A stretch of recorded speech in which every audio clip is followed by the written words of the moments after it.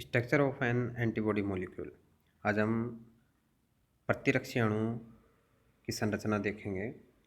Antibody क्या होती है? ये एक प्रोटीन अणु होते हैं जो कि प्रतिजन के प्रतिक्रिया स्वरूप किसी भी प्राणी की देह में स्पेशलाइज्ड लिम्फोइड सेल के द्वारा ये उत्पन्न होते हैं। इनका कार्य प्रतिरक्षा अनुक्रिया से संबंधित होता है। ये इम्यून सिस्टम से रिलेटेड होते हैं, इम्यून रेस्पॉन्स से रिलेटेड होते हैं, इसलिए इन्हें इम्यूनोग्लोबुलिन्स भी कहते हैं। इसे आईजी के द्वारा अंकित किया जाता है।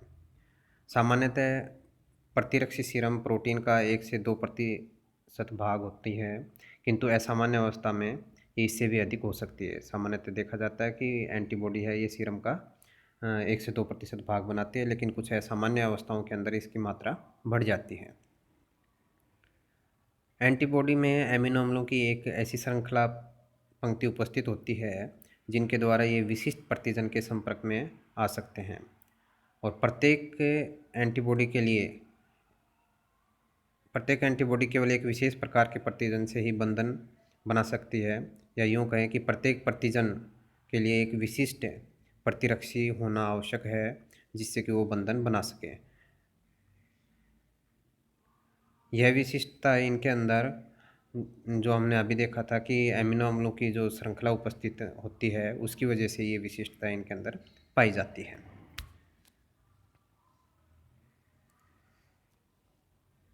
प्रतिरक्षी अणु की अगर संरचना की बात करें तो यहाँ हम देख सकते हैं प्रतिरक्षी अणु है ये वाई के समान दिखाई देता है। इसमें हम देखेंगे कि वाई जैसी संरचना इसके अंदर बन रही है। इसमें 4 श्रृंखलाएँ हमें दिखाई दे रही हैं कि इसके अंदर 4 श्रृंखलाएँ होती हैं, और इन 4 श्रृंखलाओं में से 2 जो श्रृंखलाएँ होती हैं उन्हें हैवी चेन्स बोलते हैं, भारी श्रृंखलाएँ बोलते हैं। इसके अलावा 2 श्रृंखलाएँ इसमें कैसी होती हैं? लाइट चेन्स होती हैं, जिन्हें हल्की श्रृंखलाएँ बोलते हैं। हैवी जो श्रृंखला है उसको हम एच से रिप्रेजेंट करते हैं, और जो लाइट चेन है उसको एल से प्रदर्शित किया जाता है। जो भारी श्रृंखला है वो 440 अमीनो एसिड से, तथा जो हल्की श्रृंखला है वो 220 अमीनो अम्ल की जो यूनिट होती है, इकाई होती है, उनसे मिलकर बनी हुई होती है। प्रत्येक पॉलीपेप्टाइड श्रृंखला को हम देख सकते हैं यहाँ पर कि प्रत्येक पॉलीपेप्टाइड श्रृंखला को अगर हम देखें तो इसके एक सिरे पे हमें क्या दिखाई दे रहा है? एमिनो समूह, और दूसरे सिरे पे कार्बोक्सी समूह। जैसा कि हम यहाँ देख सकते हैं प्रत्येक के ऊपर, चाहे वो हैवी चैन हो या लाइट चैन हो, दोनों में ही एक सिरे पर क्या उपस्थित होता है? NH2 समूह उपस्थित होता है, और दूसरे एंड पे क्या उपस्थित होता है? कार्बोक्सी ग्रुप उपस्थित होता है। इस तरीके से हम देखेंगे कि जो प्रत्येक पॉलीपेप्टाइड श्रृंखला के अंतिम स्वरूप पर जो एमिनो ग्रुप और एक तरफ कार्बोक्सी ग्रुप है, इनमें से जो एमिनो ग्रुप है इस को हम क्या बोलते हैं? इस एरिया को वेरिएबल एरिया बोलते हैं, वेरिएबल क्षेत्र बोलते हैं। और जो कार्बोक्सी समूह वाले क्षेत्र को सी रीजन या कांस्टेंट रीजन इसको कहा जाता है। इस प्रकार से हम यहाँ देख सकते हैं कि इसको यहाँ पर जो वेरिएबल रीजन है इसको जो लाइट चैन है उसमें VL कहा जाता है, और जो हैवी चैन है उसमें VH कहा जाता है। VL का मतलब हो गया वेरिएबल लाइट चैन रीजन, और VH का मतलब हो गया वेरिएबल हैवी चैन रीजन। इसी तरीके से जो लाइट चैन है उसके जो कार्बोक्सी ग्रुप की साइड में जो सिरा होता है उसे Cl बोलते हैं, और हैवी चैन वाले को CH बोलते हैं। CH का मतलब हो गया कांस्टेंट हैवी चैन रीजन, और Cl का मतलब है कांस्टेंट लाइट चैन रीजन। इसमें से हम देखेंगे कि CH क्षेत्र को भी हम वापस से 3 भागों में पुनः विभाजित कर सकते हैं। CH1, CH2 एंड CH3 के अंदर इनको बांट सकते हैं।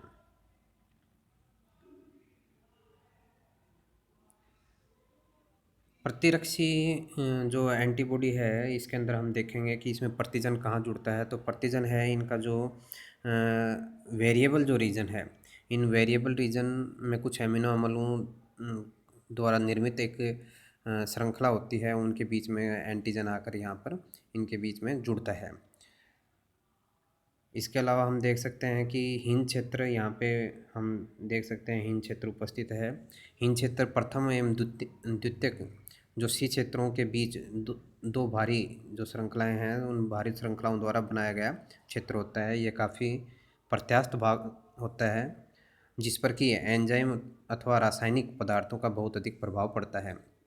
ये भाग होता है, ये अत्यधिक प्रोटीन युक्त होता है और इस पे